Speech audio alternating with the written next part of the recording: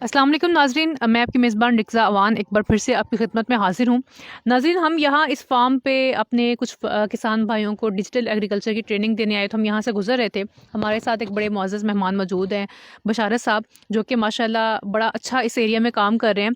तो इन्होंने हमें कुछ ये चीज़ें दिखाई कि यहाँ पे कंपोस्टिंग कर रहे हैं, तो हमने सोचा कि अपने किसान भाइयों के लिए एक वीडियो बना ली जाए। तो सर, ये थोड़ा सा हमारे नाज़रीन को बताएँ कि आप ये जो यहाँ पर काम कर रहे हैं, ये क्या काम है और इसका क्या फ़ायदा है? मैम ये हमारा एक टॉपिक है कि फ़सलों की जो बाकियात हैं आप उनको जलाएं नहीं उनको आप प्रॉपर तरीके से इस्तेमाल करके आप उनको फ़सलों के लिए इस्तेमाल करें। तो इलाके में जो मुख्तलिफ़ फ़सलें हैं, जिससे तिली हमारे यहाँ बहुत होती है, उसकी जो बाकियात बच जाती हैं, लोग उसको जलाने के लिए इस्तेमाल करते हैं। हमने उसको प्रिज़र्व किया है। मूंगी की जो कट है वो लोग जानवरों को इस्तेमाल करवा देते हैं, या अगर जानवरों के इस्तेमाल में नहीं भी आती, वो उसको ईंटों के भट्टे पे जलाने के लिए इस्तेमाल कर लेते हैं।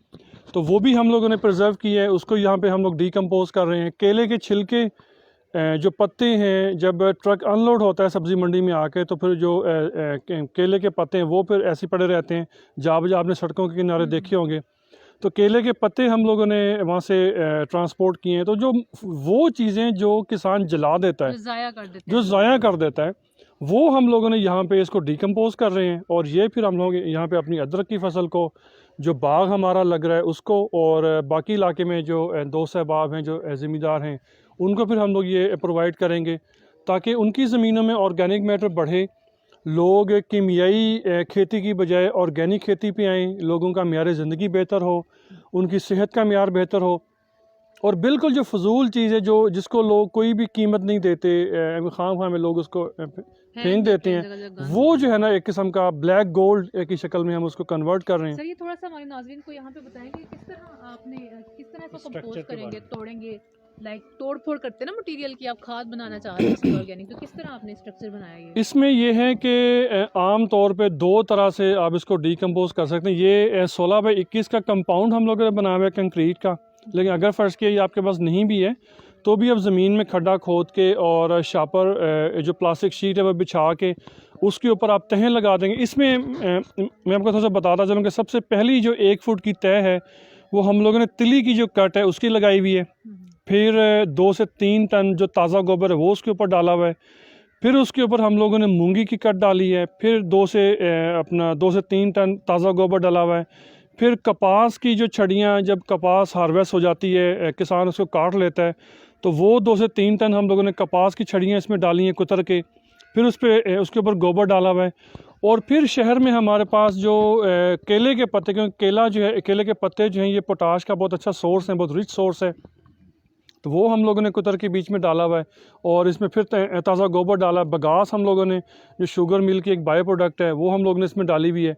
और ये तकरीबन 1 महीना हो चला है, और ये 8 जनवरी को जो है ना इंशाल्लाह ये मुकम्मल इसका प्रोसेस हो जाएगा। कितना ड्यूरेशन आप दे रहे हैं इसको? 1 महीना मैक्सिमम। 1 महीने में ये मुकम्मल जो अपना मटेरियल ये डीकम्पोज हो जाएगा, और हम फिर इसको अपनी फसलों में इस्तेमाल कर सकेंगे। सही। तो आपने कोई पहले एक्सपेरिमेंट किया कि किसी फसल में डाला हो, कितनी पैदावार में इजाफा आया, क्या आपको फ़र्क देखने में पता चला? एक तो पैदावार का, एक तो ये कि 2 से 3 गुना का फ़र्क है इसमें, क्योंकि फ़र्क ये पड़ता है कि जो ज़मीन में ग़िज़ाई अज्जा अनयूज़ेबल पड़े रहते हैं, कंपोस्ट ज़मीन में डालने से वो फसलों को दस्तयाब हो जाते हैं। फसल में पैचेस नहीं रहते, पूरे के पूरे खेत में फसल जो है वो एक जैसी होती है, अपनी मुकम्मल ग्रोथ वो सारा साल ग्रोथ वो करती रहती है। ख़ास जो अदरक जैसी फसल है, इसको तो आप जितना रिच सॉइल दे देंगे, जितना आप ऑर्गेनिक मैटर ज़्यादा डाल देंगे, उतना आपकी फसल ज़्यादा बेहतर हो जाएगी। तो जिन जगहों पे या जिन प्लॉट्स में हम लोगों ने इसको कंपोस्ट डाल के अदरक वहाँ पे कास्ट किया है, वहाँ पे लश ग्रीन अदरक है,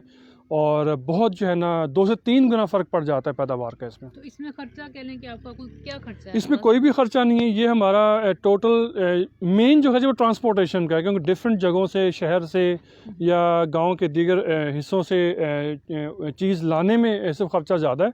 बाकी तो तकरीबन ये फ्री हमें पड़ रहा है। और कम से कम भी अगर आप इसकी कमर्शियल वैल्यू इस वक्त देखें, तो 500 से 600 बैग्स 40 kg के 1 मन के वो हमें इस अपने कंपाउंड से मिल जाएंगे। और अगर आप इसको 1000 रुपये में एक हिसाब से भी सेल करें, तो 5-6 लाख रुपए आप सिर्फ ये 1-2 मरले से जो है ना आप इसको कमा सकते हैं। अभी तो ये सिर्फ एक शीट ही है, मुझे लगता है कि आपने ये डाली। जी, सिर्फ शीट है ये। तो उसके ऊपर आपने रेत डाल दी। ठीक हाँ है। जी सर आपने जिस फसल में डाला है पहले इस खाद को, जी। उसमें बाकी खादों की क्या ज़रूरत कम पड़ी? बाकी खादें हमने डाली नहीं उसके अंदर, अच्छा। क्योंकि ऑलरेडी जब भी आप कोई ज़मीन का सॉइल टेस्ट करवाते हैं आपको पता लग जाता है कि उसमें नाइट्रोजन, फास्फोरस, पोटाश और बाकी चीज़ों की कितनी मकदार है। तो उन जो ग़िज़ाई अज्जा को वो, क्योंकि वो अनयूज़ पड़े होते हैं, फसलों को दस्तयाब नहीं होता, तो ये खाद कंपोस्ट डालने से वो जो खाद है वो फसलों को दस्तयाब हो जाए, तो इजाफी खाद हमें डालने की ज़रूरत ही नहीं पड़ती, क्योंकि ये अपने अंदर बज़ाते ख़ुद एक खाद है, एक ऑर्गेनिक मैटर है, नाइट्रोजन की, कार्बन की काफ़ी मकदार इसमें मौजूद है। तो इसको डालने के बाद फिर हमें कीमियाई खादों की ज़रूरत ही नहीं पड़ती और कोई आपका खास इसमें खर्चा भी नहीं हुआ, कोई ख़र्चा नहीं है, बिल्कुल फ्री में। जो यहाँ पे किसानों के इस्तेमाल की कोई चीज़ नहीं बाकी उनके इस्तेमाल की रहती, वो फिर हम लोग यहाँ पे ला के उसको डम कर लेते हैं, डीकम्पोज कर लेते हैं, और ये एक अच्छा खासा बिजनेस भी है किसान के लिए। जी नाज़रीन, देखा कि हमारे साथ आपने जैसा कि देखा कि हमारे साथ जो किसान भाई काम करते हैं, माशाल्लाह कितनी इनोवेटिव चीज़ें ये पाकिस्तान के अंदर ही हो रही हैं। और ये लिया का इलाका है जहाँ पर जिसको आम लोग कहते हैं कि ये पसमानदा इलाका है, लेकिन कितनी इनोवेटिव चीज़ें हैं, टेक्नोलॉजी है। मैं आप सब लोगों से दरख्वास्त करती हूँ कि आप सब लोग भी इस मैदान में आएँ और पाकिस्तान की ज़राअत को बेहतर करने में अपना किरदार अदा करें। शुक्रिया।